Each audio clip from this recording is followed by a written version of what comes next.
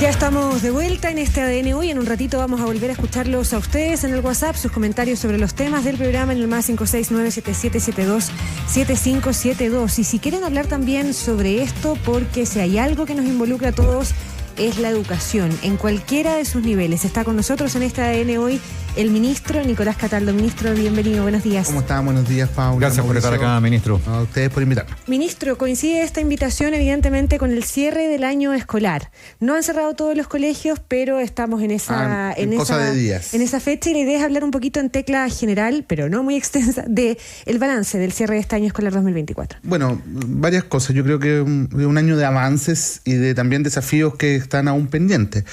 Yo diría que en términos generales, el hecho de haber logrado un incremento significativo en los resultados del CIMSE a nivel nacional, en todo el sistema, o sea, no solamente la educación pública, sino que también la educación particular, todos incrementaron relativamente de manera significativa sus resultados. Eso nos señala que ese aspecto, al menos de los desafíos que nos impuso la pandemia, ha ido avanzando. Nos queda muy poco. Yo diría que de aquí, con los resultados del CIMSE de este año, quizás ya vamos a terminar cerrando alguna de esas brechas. En materia de asistencia, de revinculación también, es decir, hemos ido aumentando nuestros resultados en materia de asistencia. Los niños empezaron a volver más a clases, redujimos la deserción escolar, la desvinculación educativa. Todavía no estamos contentos con las cifras, pero es una cifra más baja que la de los años anteriores. Vemos un fenómeno extraño que es digno de ser más estudiado. De hecho, yo le pedí al Centro de Estudio del Ministerio que profundizara más en ello, y es que la deserción escolar está aumentando en los sectores socioeconómicos más altos.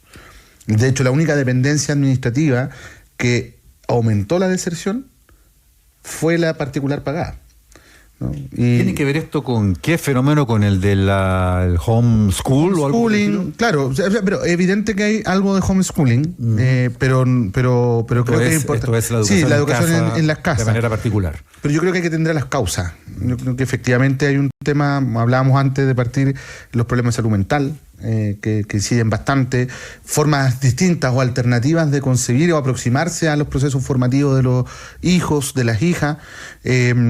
También una pérdida de confianza en el espacio escolar. Yo lo señalé hace una semana atrás en otra entrevista, donde hay una brecha entre la concepción tradicional de la escuela, la formación docente y la preparación de los colegas, que no es culpa de los profesores, por cierto. O sea, esto es parte de un fenómeno que debemos asumir institucionalmente, la universidad, el propio ministerio, y del tipo de estudiante que hoy día tenemos en el sistema escolar. Entonces, efectivamente, todas estas cosas van conjugándose, y a nuestro juicio hay que analizarlo mucho más en profundidad, porque es un fenómeno extraño, porque de hecho, así como los sectores socioeconómicos altos aumentan más que el resto, los sectores socioeconómicos bajos disminuyen más que el resto también. Ya, ministro, quiero quedarme en ese factor que usted pone como elemento de discusión, porque está central en la agenda, si uno quiere, porque usted dice es más alto o es más bajo que los últimos años, pero los últimos años estuvieron marcados por la pandemia. Y la pandemia parece que inevitablemente marcó con sello de agua el devenir de la educación en Chile, por lo menos hasta estos años. Y tenemos sobre la mesa, por ejemplo, lo que reveló la OCDE durante esta semana, que Chile, dentro de los países de ese grupo, obtuvo el peor puntaje, y el 44% de los chilenos no tiene las competencias suficientes en comprensión de textos ni de matemáticas. Está también lo que pasó con la prueba TIMSS de matemáticas, que muestra un retroceso de 12 años en aprendizaje de matemáticas en los octavos básicos. ¿Qué se ha hecho para eso? Porque la revinculación, evitar la deserción, por cierto que es un factor, pero ¿cómo hacemos para que los niños que salgan, sí, del colegio, no salgan con este tipo de limitaciones y este tipo de forados, digamos, en aprendizaje? Mira, yo creo que lo primero es aproximarse no en bruto a los datos, sino que contextualmente, incluso desde el punto de vista metodológico. Porque a diferencia de lo que de la prueba que se aplica en cuarto básico, que está mucho más alineado con nuestro currículum, en el caso de octavo básico hay un proceso de aproximación que trabaja con currículos comparados, ¿no? No es exactamente lo mismo que se mide, lo mismo que se enseña, ¿no? Por ejemplo, cuando uno aplica el CIMSE está alineado completamente con nuestra estructura curricular. O sea, se mide efectivamente lo que se enseña, o lo que debería estar enseñándose en la escuela. Entonces, hay una primera aproximación que es relevante, ¿no? Además, nos comparamos exclusivamente con países que invierten mucho más que nosotros, están en un proceso de desarrollo mucho más avanzado. Lo tercero es que, a pesar de los malos resultados, que yo no lo quiero relativizar, al contrario, esto nos llama profundamente la atención. Son malos resultados. Respecto al quehacer, también uno puede señalar que tuvimos resultados que no fueron todos iguales. Es decir, el lenguaje, efectivamente hay un incremento. Si bien es cierto, Chile retrocede mucho menos que la OCDE en general, que el resto de los países de la OCDE. En promedio la OCDE baja 8 puntos, Chile baja 2. Es decir, hubo un proceso de contención. Esto es un poco lo que hablábamos a principio de año a propósito de los resultados de PISA. PISA también nos deja ubicados no en un buen lugar, pero también es cierto que el sistema educativo chileno fue más resiliente, contuvo más la bajada. Chile baja 5 puntos, a diferencia del resto del mundo, incluso los países desarrollados de Europa, que bajan 15, ¿no? Esto no es un consuelo a propósito que los otros le retrocedieron más. Esto tiene que ver con que, en general, no hemos logrado revertir la brecha que tenemos hace mucho tiempo con los países de la OCDE.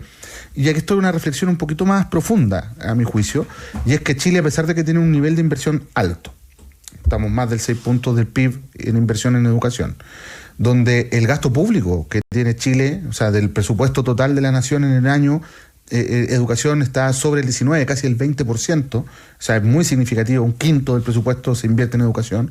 Los resultados no están a la altura de lo que se está invirtiendo, ¿no? Por eso es que también parte de la reflexión que hemos estado haciendo en el Ministerio en muchas líneas es buscar una mayor eficiencia del gasto público, de la inversión pública, para asegurarnos en definitiva de que los próximos años podamos tener resultados distintos, sobre todo cuando uno mira experiencias que se están haciendo y que han tenido buenos resultados, con mucho espacio de mejora sin duda.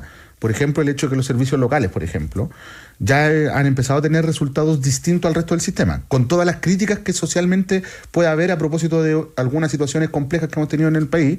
Lo cierto es que en resultados de aprendizaje los servicios locales están creciendo a un ritmo más acelerado que el resto, ¿no? Incluso evidenciando, a partir de estudios que ha hecho la propia Agencia de la Calidad, cómo a partir de la instalación de los servicios locales se quiebra la tendencia de crecimiento inercial de los resultados de aprendizaje y empiezan a tener una curva más empinada. ¿Eso se puede decir, ministro, en propiedad o puede ser coincidente con el periodo de recuperación post-pandemia?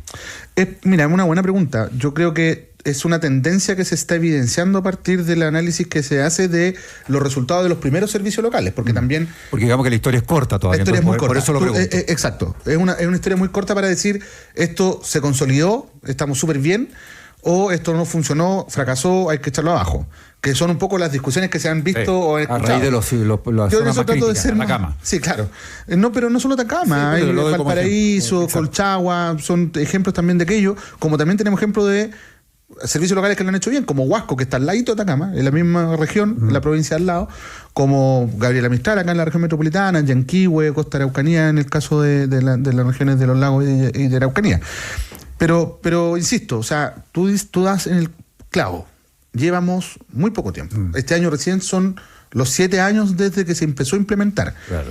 Al llegar nosotros al gobierno, el 2022, solo llevábamos 11 servicios de 70. Con la corte que vamos a traspasar ahora, vamos a incrementar 9 servicios más.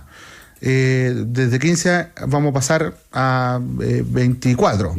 Es decir, recién estamos en el proceso de masificación de la instalación de los servicios locales. Lo cierto es que hay varias variables que inciden en estos resultados. Por ejemplo, cuando uno se aproxima a situaciones como las de Chiloé, que es uno de los servicios locales que va a pasar ahora, donde tenemos varias comunas que están en quiebre, están quebradas, digamos, financieramente, donde tuvimos casi 2 años administrador provisional. Es decir, la municipalidad dejó de administrar porque fue intervenido por la Superintendencia de Educación por no pagar sueldo. Así, no se estaba pagando sueldo. Lo que hubo fue un proceso de normalización. Entonces, muchas veces los servicios locales han llegado a territorios donde han logrado normalizar un servicio educativo que estaba interrumpido permanentemente. Todavía no han podido mostrar lo que puede hacer el régimen en el sistema. Y un poco lo que conversábamos con la oposición. Mira, la oposición en esto, con el acuerdo que llegamos en el último presupuesto, nosotros habíamos propuesto 9 servicios locales ser traspasados. En el acuerdo con la oposición vamos a poder traspasar 11 servicios locales. O sea, crecimos en la cantidad de servicios locales. Porque la oposición ha sido consciente de que en los territorios donde hay problemas graves, el servicio local ordena y resuelve.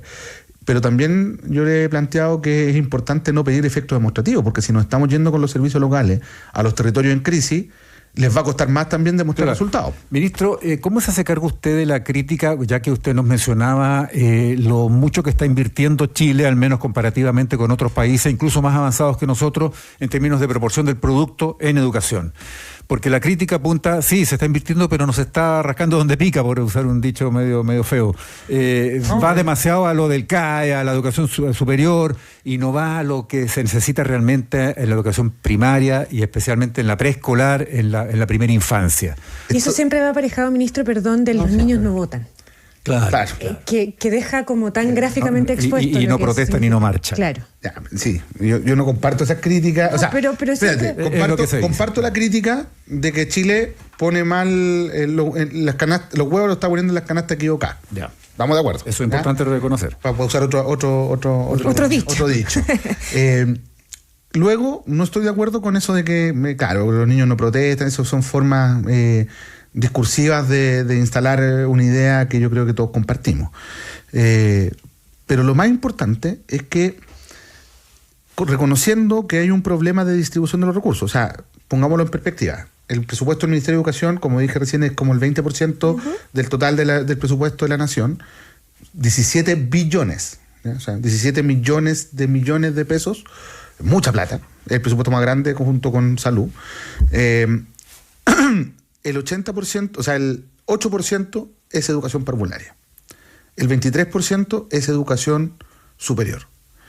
Y ese 22 o 23% de educación superior, más del 75% es gratuidad de CAE. Ya. Y después nos queda casi un 70%. Y después nos queda el 70%, digamos que es educación escolar. Claro. Naturalmente, que es la parte más masiva del sistema. 11.000 establecimientos educacionales, 3,5 millones de estudiantes.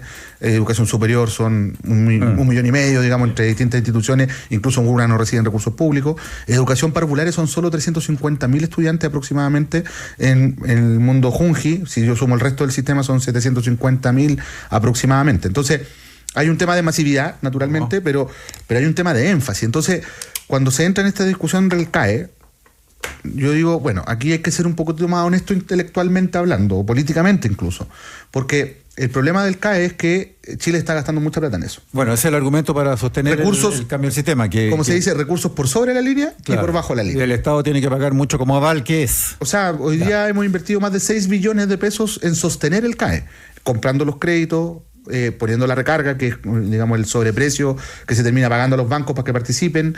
Es que no me refiero tanto al cambio, que en una de esas es virtuoso por lo que usted está diciendo ahora. Que el ahorro fiscal, sino por el hecho de que durante todo este tiempo ha ido tanto recurso para allá, aun cuando sea porque el Estado se obligó a sí mismo a pagar como aval, en desmedro de los otros estamentos. Por eso es que yo planteo la necesidad de avanzar en eficiencia del gasto, porque cuando hablamos de la reforma al sistema de financiamiento de la educación superior, y particularmente reemplazar el CAE por el FES, estamos hablando de eficiencia, ¿no? O sea, cuando se planteó el CAE, hace ya, casi 20 años atrás, ¿no? En 2005 aproximadamente, que partió el 2006, se planteaba para 35.000 créditos. Y antes de una década estábamos entregando 350.000 créditos. Y eso masificó de una forma exponencial el sistema de educación superior. Ministro, esos factores, los de financiamiento, los sistemas de financiamiento, el CAE y particularmente la gratuidad, aparece para algún sector como lejano. No, pero además aparece como un factor relevante para explicar lo que denominan es la crisis financiera de algunas instituciones de la educación superior. Sí. Usted ha dicho que la gratuidad no tiene que ver en situaciones, por ejemplo, como la que está viviendo la Universidad de la Frontera hoy día, con casi 300 funcionarios despedidos. ¿Por qué no? Porque hay una mala administración de la institución. Y ¿Lo que está pasando en esas instituciones responde derechamente y únicamente a malas administraciones? Probablemente hay algún otro factor, pero lo cierto es que los estudios que hemos visto, y la superintendencia la semana pasada, si no me equivoco, lanzó un estudio de salud financiera del sistema. Claro. La gratuidad, lamentablemente... Hay menos estudiantes en esa condición, pero hay más instituciones. Hay más instituciones, pero también son ingresos más estables, ¿no? Y para quienes han querido vincular las cosas, lamentablemente no hay vínculo. O sea, la gratuidad no trajo ni mejores ni peores condiciones financieras a las instituciones. Ahora, claro, si alguna institución cobraba aranceles muy elevados y entra regulación arancelaria, sin duda que le va a pegar, ¿no? Estamos hablando de que nosotros hemos hecho análisis de carrera como medicina, por ejemplo, en universidades como la Universidad de Chile, donde el arancel está en el orden de los 7,9 millones más o menos. Sí, tú me levantas los ojos, pero es el precio más modesto de una institución de élite. Hay otras que cobran 11,5 millones. Entonces, no hay forma de compensar esa brecha, ¿no? Ahora, en el caso de la Universidad de la Frontera, el tema es simple. Hubo una mala administración de los recursos de esa universidad. No hay ninguna razón para que esa universidad esté en crisis. Y de hecho, hace poquito ya salió el rector, hay un rector suplente ahora porque asumió un nuevo cuerpo de vicerrectores, hay un plan de intervención que no implica necesariamente meterle más plata, sino que efectivamente reorganizarse. Cuando tú tienes decisiones que generan costos por sobre tus ingresos, evidentemente vas a estar en una situación... ¿No hay una crisis de financiamiento de las instituciones de educación superior? Lo conversábamos con el rector Osvaldo Corrales hace muy poco, del CUECH. Del CUECH, sí, de la Universidad de Valparaíso. Exacto. De hecho, de la universidad donde yo estudié. Yo diría que no. Ahora, hay una situación de estrés financiero en algunos casos, producto de decisiones que se han ido tomando, que se han ido acumulando. Y por otro lado, efectivamente yo diría que tenemos una deuda pendiente como gobierno, y esto lo hemos conversado no solo con Osvaldo, también con la rectora de BES de la Universidad de Chile, que tiene que ver con la Universidad del Estado, con cuánto esfuerzo hemos hecho con la Universidad del Estado. No da para hablar de crisis sistémica, dice usted. No, o sea, de hecho cuando uno mira la cantidad de instituciones que están en una situación de crisis, estamos hablando de 11 instituciones, ya, si sumamos todos los que están con algún tipo de problema, podríamos llegar a 20 de 200 y tantas instituciones que tiene el sistema. Escucha que son hartas.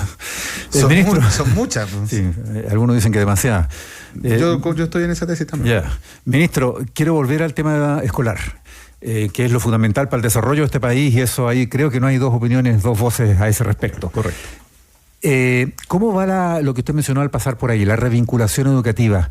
¿Cómo va? ¿Cuál es el resultado y el balance ya ahora terminando 2024 del Consejo para la Reactivación Educativa, por ejemplo, que tuvo, seguro entendemos, su foco principalmente en la recuperación post-pandemia? Sí. De esos, ¿cuántos eran? 50.000 niños 50.000 que salieron del colegio en pandemia. Mira, estos resultados tienen distintas expresiones año a año.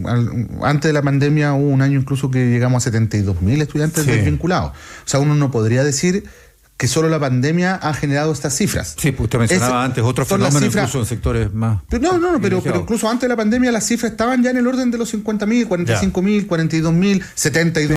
Pero entonces, ya que usted menciona eso, pongamos en contexto, fuera del factor pandemia, ¿cuántos son los niños desescolarizados en Chile? Porque esa cuenta siempre se ha prestado para cifras que no aparecen consolidadas o reconocidas. ¿Cuántos son? Efectivamente, porque, niños desescolarizados, niños que no han ingresado al sistema, es una cifra que ahora mismo no la tengo en la memoria, pero es bastante más que las cifras de los desvinculados. Sí, hace algunos años hubo una enorme polémica cuando hubo cifras de la Universidad de Chile que hablaron de 300 y tantos mil niños desescolarizados en Chile, o desvinculados al sistema. Fíjate que además uno tiene que considerar... Después se corrigió y eran 227.000. Que sigue siendo una cifra de esas características, y además con un dato oculto que tiene que ver con todo el fenómeno migratorio irregular que tampoco está contabilizado. Y para nosotros como Ministerio de Educación también son parte de los niños que deberían estar dentro del sistema. Los niños no eligen migrar por lo demás. Entonces, efectivamente, pero lo que uno puede trazar son aquellos estudiantes que han ingresado al sistema alguna vez.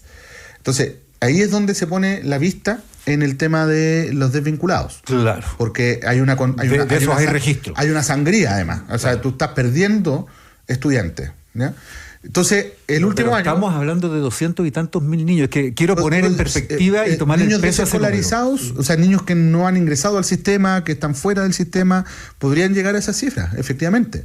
Que no participan del sistema de admisión escolar, que no participan de la institucionalización del proceso escolar. Claro, cuando uno piensa eso, no participan ni siquiera de la alimentación escolar. O sea, uno piensa eso, es una cifra... Completamente fuera del sistema. ¿Qué peso le toma a usted esa cifra? O sea, no, es brutal. Por eso es que para nosotros es muy importante ir avanzando en la garantía de derechos y no ir generando condiciones de restricción a la garantía del derecho.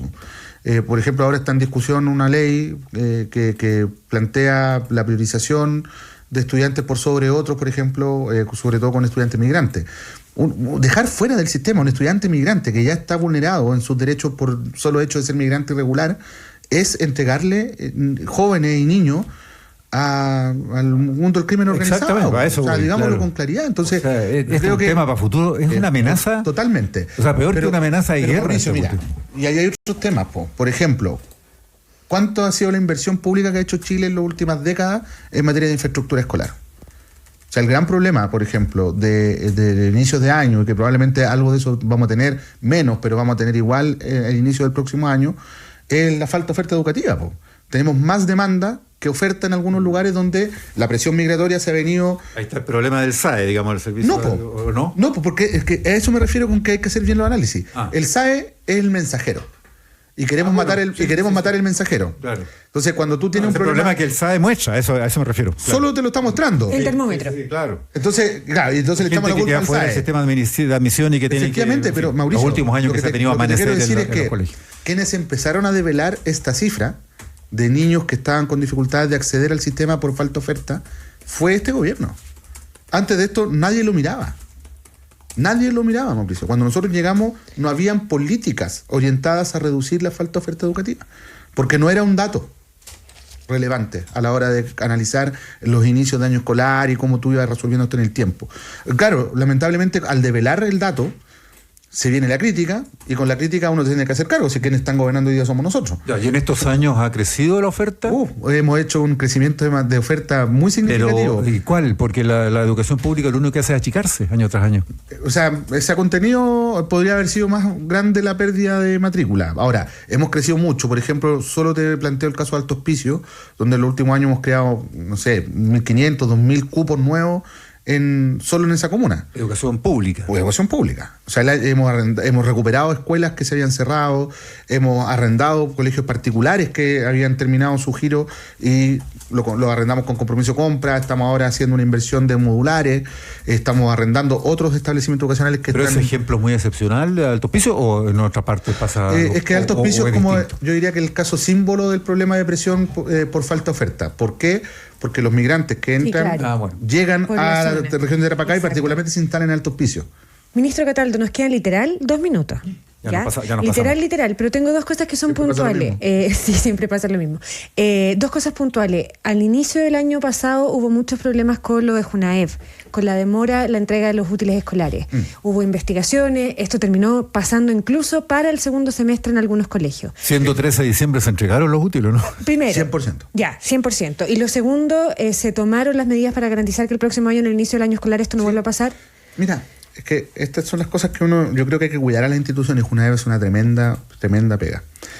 Esto se levanta como problema a partir de una disputa entre empresas, en definitiva, y representantes de esas empresas, a propósito de que en la coyuntura en que se levanta esto, estábamos precisamente en el periodo de elaboración de las bases de licitación para el programa de alimentación escolar. Y si uno se fija, siempre la Junaev, los problemas les nacen más o menos a mediados de año.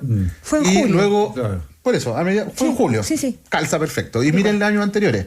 Siempre entre junio, julio, la Junaev está en la prensa por algún problema. Ya, pero eso significa que este año puede... Entonces, se levanta este tema de los útiles escolares, que efectivamente es un gran problemazo, y este año lo fue, y se demoró mucho más de lo que todos hubiésemos querido, pero tiene una razón.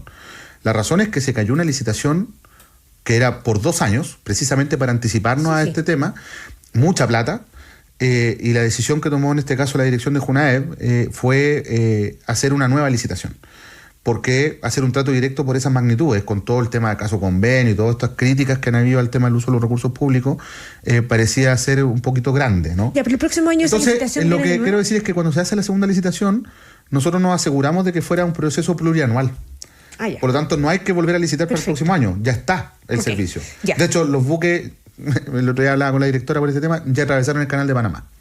Así que están en camino a Chile. Ya están en el Pacífico. Y lo otro puntual, este año hubo hartas críticas al sistema de admisión escolar, que por ahí lo tocamos también, particularmente lo que pasó ahí bien agudo en el presupuesto, que incluso se aprobó en algún momento una indicación para postergar o para suspender la aplicación del SAE. Se aprobó, de hecho. De 2025. Una indicación... Sí, claro. El periodo del SAE, lo concreto, ya terminó en lo que respecta, y ahora ustedes implementaron esto de la anótate en la lista. Correcto, el año pasado salió. Y eso es bien relevante porque partió este miércoles y hay muchas personas que quedaron fuera de alguna manera del SAE porque ya se cerró el proceso y son los que pueden participar en esta nota penalista.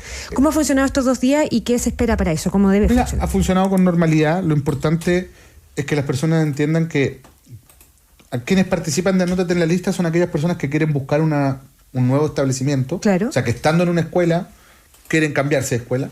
Ese es el procedimiento, ¿no? En definitiva es como hacer la cola afuera de la escuela, pero hacerla en un proceso virtual ordenado. Claro, evitar esos madrugones y esas cuadras de tema. Sí, lógico. Como que se nos olvidan esas cosas. Obvio que pasaba. Y que además... Y hasta hace no mucho. Y que además no se vulnera el orden. Porque siempre fue por orden de llegada. Y muchas veces se vulneraba el orden. Ya. Entonces aquí se resguarda que la persona que llega primero está primero, el segundo, y así sucesivamente. Entonces, este proceso partió ya y tiene algunas etapas. Por ejemplo, del 11 de diciembre en adelante, todas las familias pueden crear las cuentas, validar los datos. Estamos en ese proceso, ¿no? Entonces es importante entrar a la página de Anótate en la Lista para que eso pueda ocurrir.